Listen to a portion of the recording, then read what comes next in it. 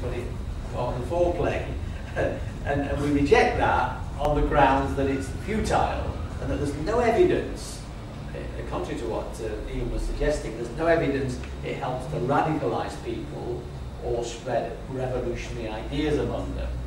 So these are the main differences, I think. They may seem pretty large, but are objective, at least seems to be the same, so they may not be as fundamental as we think, and from what Ian said, that sort of seems to confirm they're not. And if we sort of proceed to discuss them now, perhaps we can learn from one another.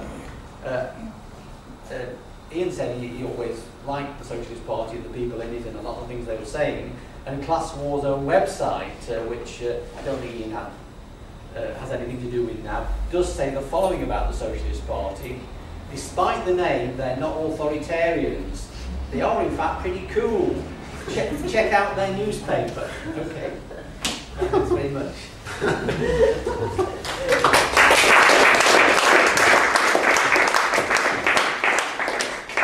Right, despite not being authoritarians, I'm a pretty ruthless chair.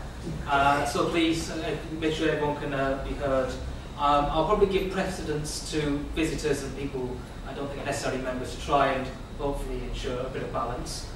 Please do come forward with either contributions or questions, because otherwise I'm just going to sit here and bounce questions at them and you'll all get very bored of my voice. So do I see any hands?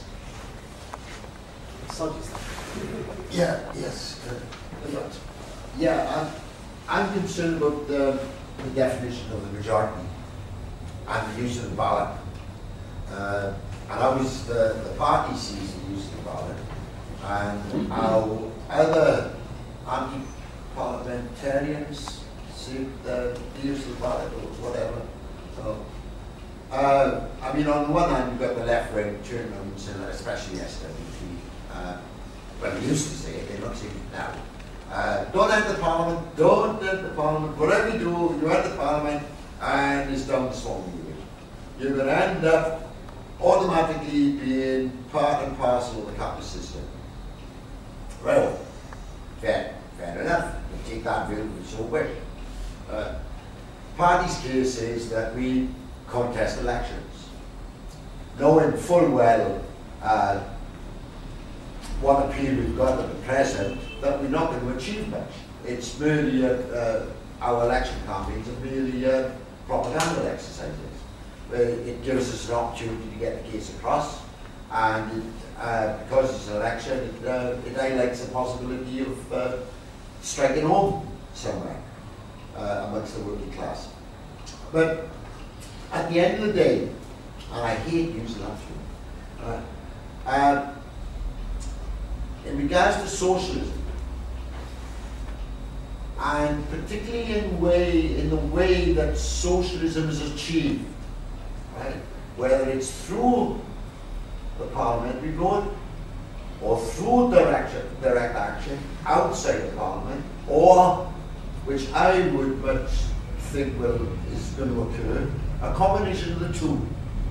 There's going to be work inside Parliament. In other words, if it ever does come about and there is a rising of socialist consciousness, you're going to have people getting elected and delegates elected to Parliament, either under the auspices of the Socialist Party or similar organisations, but the aim will be the same.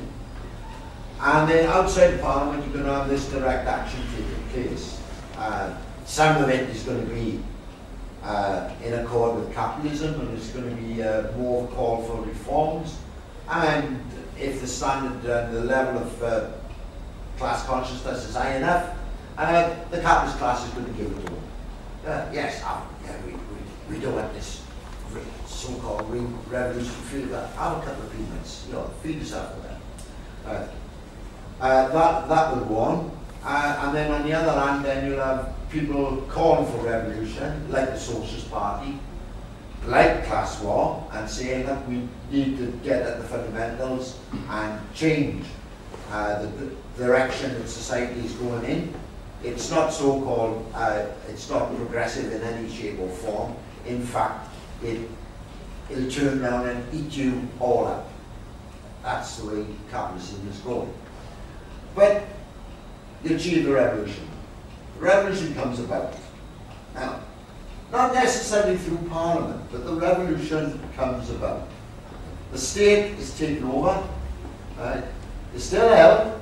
The state is still going to be held because we still can't trust them capitalist bastards, as Class 4 puts it, coming back and biting us up the arse.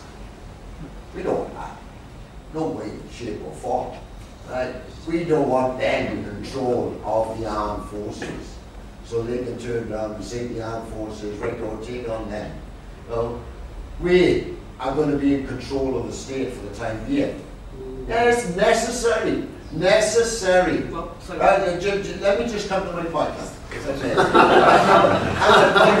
my point is this, right? Come the revolution, and you've reached that stage of revolutionary activity, at some place and time, the revolution is going to be confirmed. It's got to be confirmed. And the only way you're going to confirm it, to know how much support you've got on your side, is through the ballot. Without the ballot, you've got nothing. And it's very necessary that we have a ballot in order to confirm that the revolution has been taking place and it is being sustained.